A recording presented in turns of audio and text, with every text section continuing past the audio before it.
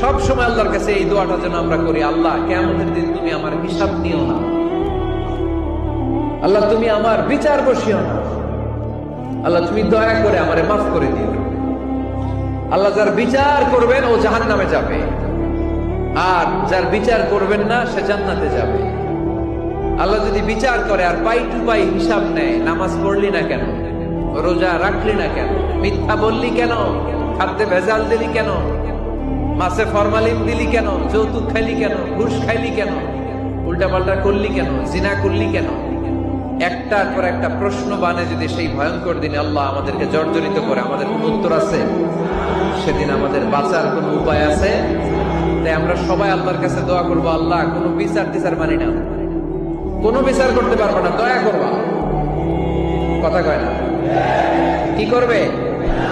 এবার আওয়াজ করে বলেন, বিচার চান না দয়া চান?